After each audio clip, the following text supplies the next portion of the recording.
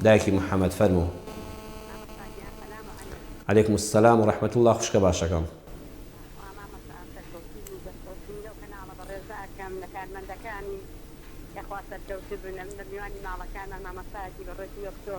زۆر سوپاس. بە ناوی ئەوانیشەوە سوپاست دەکەین.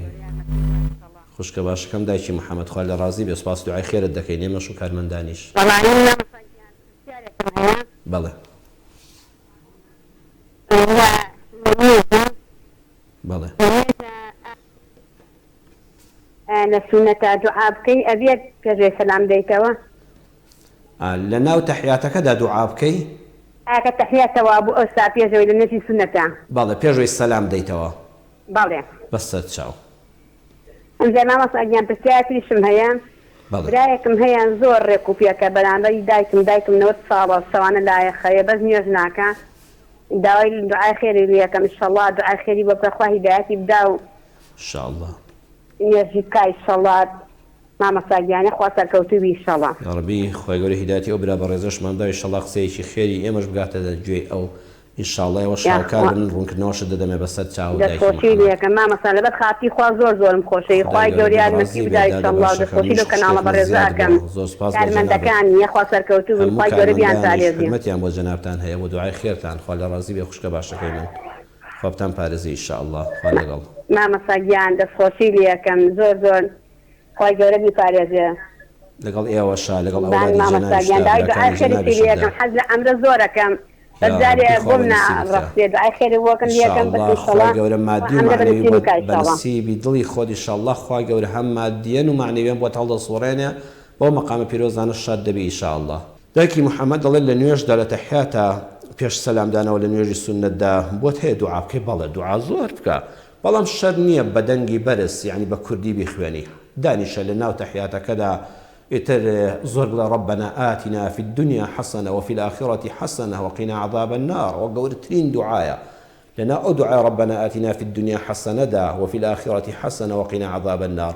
كدلي ربنا آتنا في الدنيا حسنة حرتشي شاكي أم دنيا بينا ميشكي خواتوا يا ربي خوا داوال لدكم حرشتك كدل بي خوشا كتشاو بي روشنا كمالي بي آودانا كجست بي مرتاحة كخيري أم خوشي بركتي دنيا خوا بسر خوانا أم خيزاني دابريجا.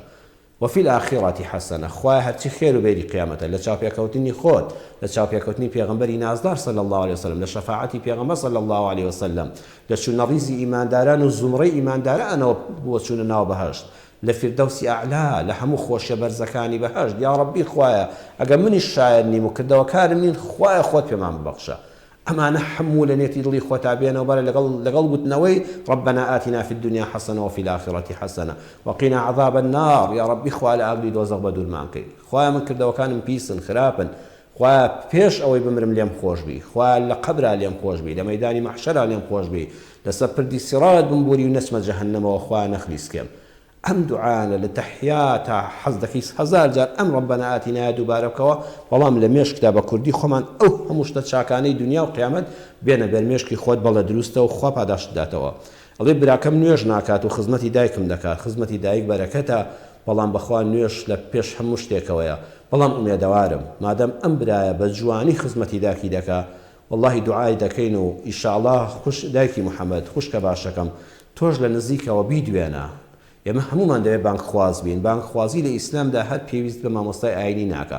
تۆ ئافرەتێکی بانکخوازی بۆ براکەی خۆت نزیکترین کەس دەلێتەوە بڵێ وەڵڵی برایەکەم تۆ سەرەی ئێمە هەموو بەرز کردەوە کە ئەوە جوان لە خزمەتی دایکم دای. خزمەتکردنی دایک هەر کەسێک دایک لێ ڕازی بێ خوش لێ ڕازیە. جا تخوا حەیف نییە تۆ کوڕێکی ئاوا باشی. مرۆڤ حەزی بە مەدحە، مرۆڤ حەزی لێ کارەکانی خەڵک هەڵیان سەنگێنێ. ئەگەر خزمەتی دایکی خۆشی بێ دوای دەستخۆشی دوای دوعای خێرت بڵێت تخوا برا شیرینەکەم، تخوا دەستکە بە نوێژەکانت، تخوا بە ئەم کارە جوانانت بەرەکەتدار بن، با لای خوا قبوڵ کراوە بن.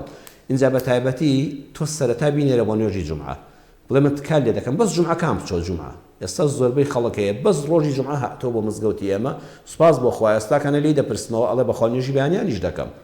یعنی ماوەیەک بەس نوێژی نێوەڕوانی کردو دو ئای نوێژی عەسر سوپاس بۆ خوا گەورەوە ساڵێکی زیاتر پێچووە ئێستاڵە بەخوا نوێژی بەیانی دەست بە مزگەوت. هەرەوە تا شیرینی ئەم دین و ئیمان و نوێژە چوە دڵتەوە وردە وردە ڕێگەکەی وەکو فریزویەک زیاد دەکا وەکو چیمەنێک بڵاو دەبێتەوە. تۆ ئینشاءڵڵا لە نوێژی جومعەوە فێری کە بە ئیزنی خوا لەگەڵ هاوسەرتدا لەگەڵ کوڕەکانتدا خۆت بڵێ وەرە چ مزگەوتێکت بەدڵە وەرە وەکو خوشک و برایەک دەچین بۆ نوێژی جومعە من دەچمە بەشی یافرەتان زۆر بچۆ بەشی پیاوان لە جومعەکانەوە دڵی بە ئاو بخواتەوە ئینشاءالله هانی بدە بۆ نوێژکردن و ئێمەش دوعای خێری بۆ دەکەین.